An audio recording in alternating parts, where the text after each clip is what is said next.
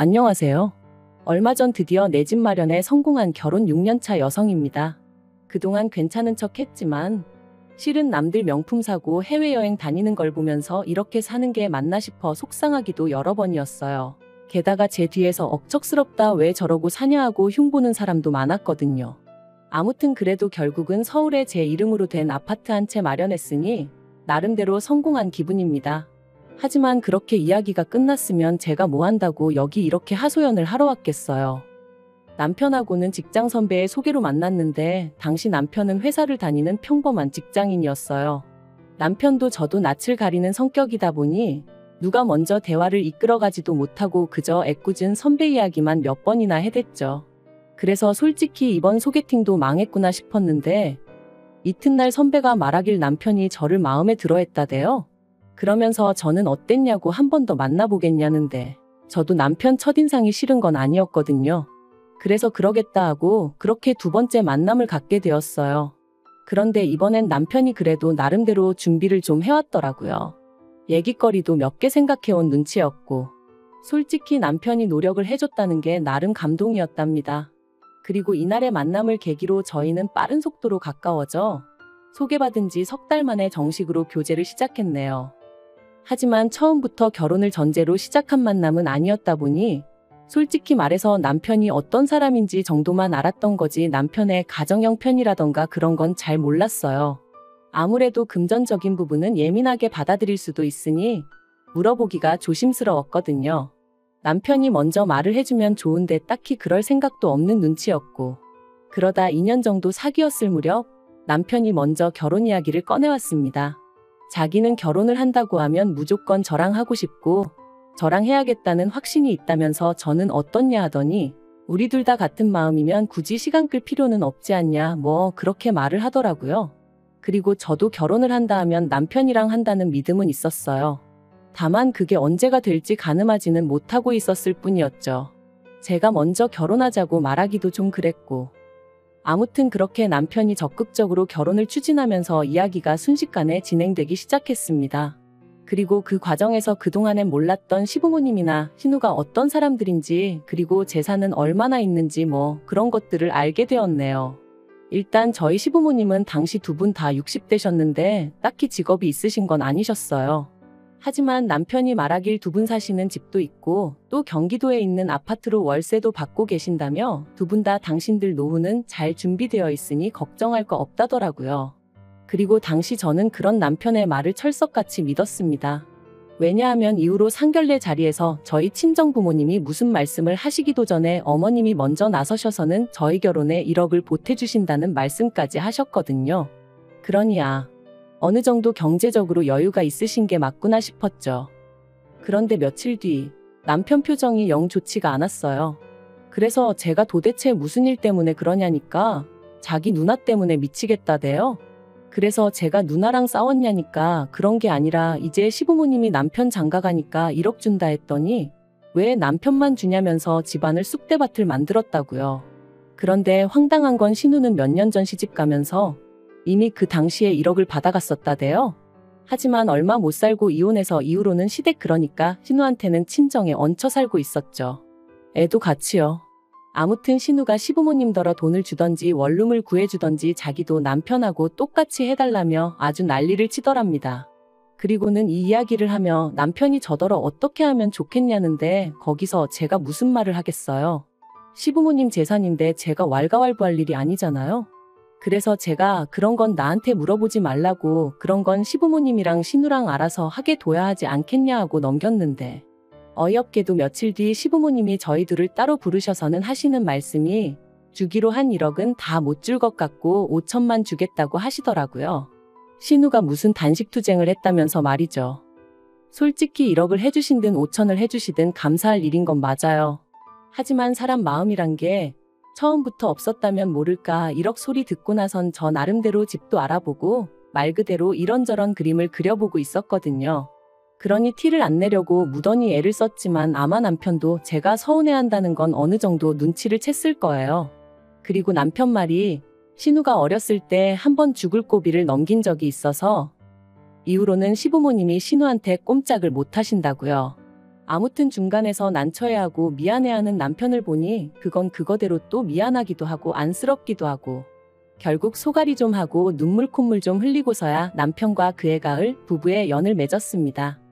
시댁에서 받은 5천, 친정에서 받은 5천 거기에 남편과 제가 모은 돈을 더하니 대충 2억 정도 되대요. 그런데 그 2억으로 결혼식부터 시작해서 집까지 장만하려니 아무리 봐도 빠듯하겠더라고요. 게다가 어머님 아버님은 경기도에 있는 모 아파트를 말씀하시며 거기가 몇 년 안에 재개발이 될 거라고 자꾸 그걸 사라셨는데 일단 위치부터가 저희 직장에서 출퇴근하기엔 너무 멀었고 말이 나왔으니 말이지만 엘리베이터도 없는 6층짜리 아파트였어요.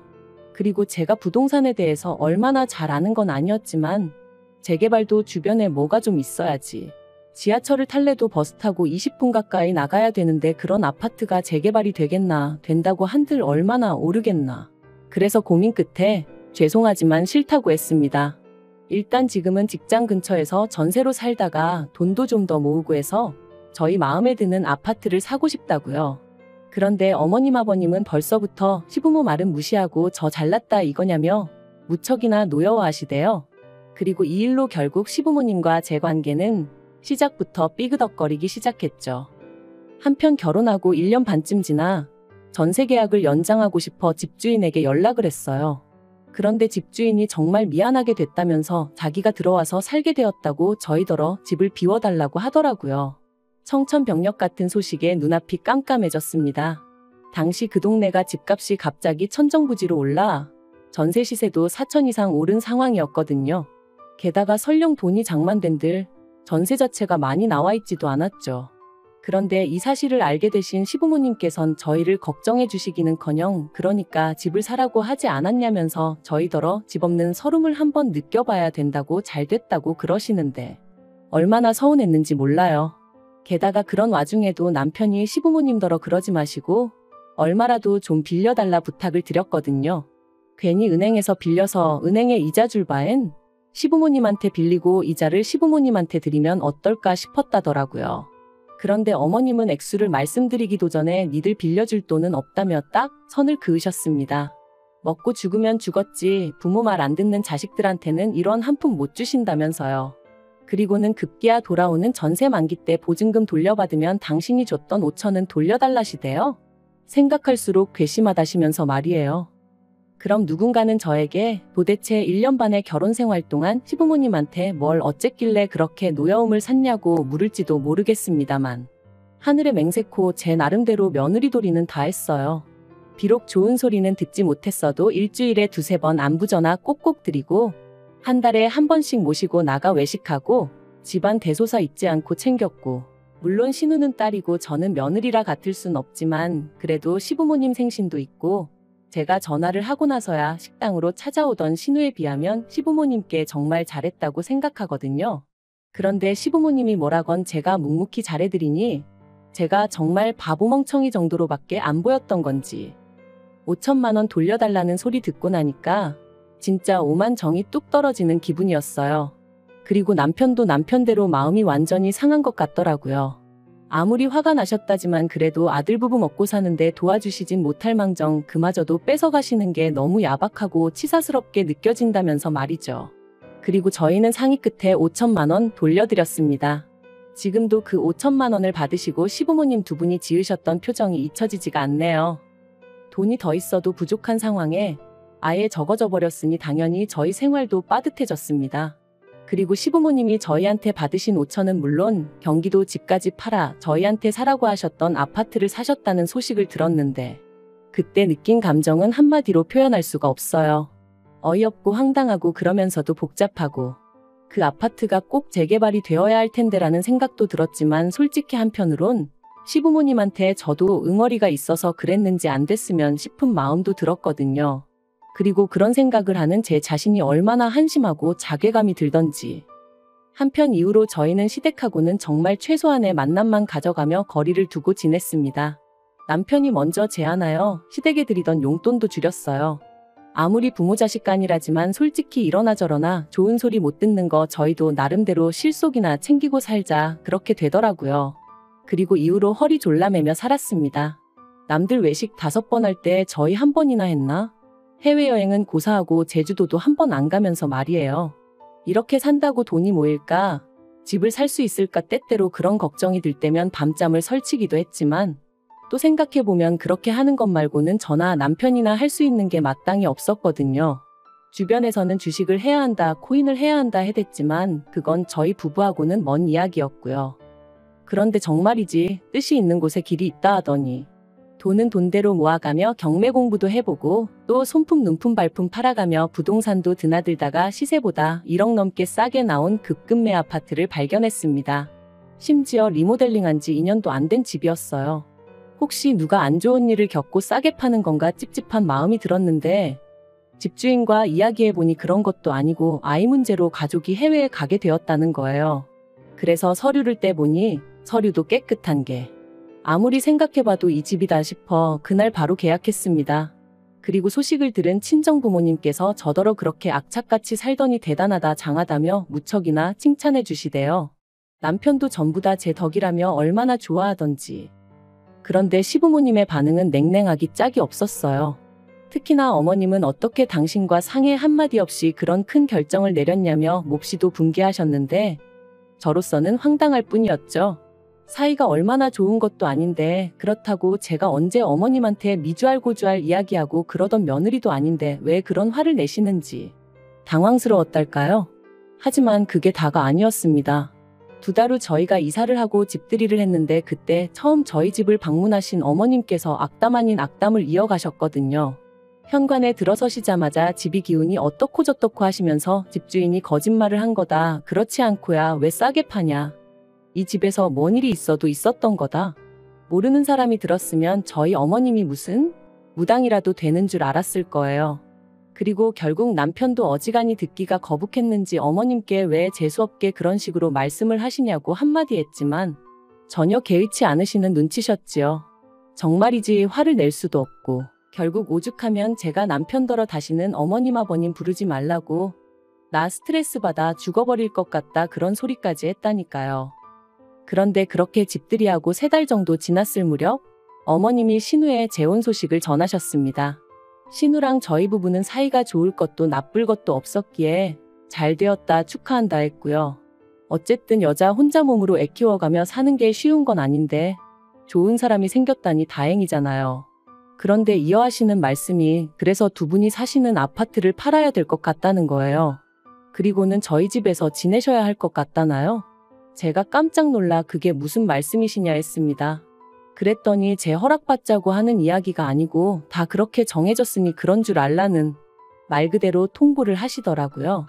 얼마나 당혹스럽던지 그런 어머님의 전화를 뚝 끊어버리고 바로 남편에게 전화를 했어요. 그리고는 어머님이 우리 집에서 같이 사실 거라는데 들은 바가 있냐 물었더니 남편이 더 펄쩍 뛰면서 무슨 소리냐고 어머님 아버님이 왜 오시냐고 저한테 되묻더라니까요.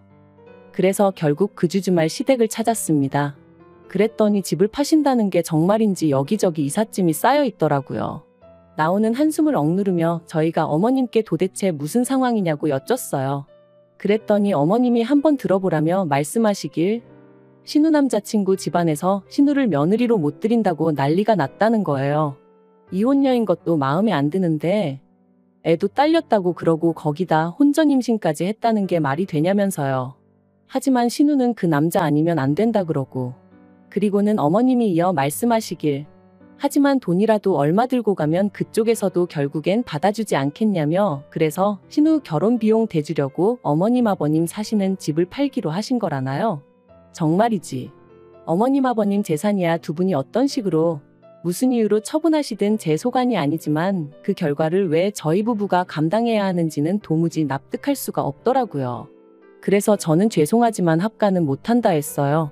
왜 못하냐는 어머님 말씀에 어머님하고 같이 살면 제가 스트레스도 너무 받을 것 같고 숨이 막혀 죽을 것 같다고 솔직히 대답했고요.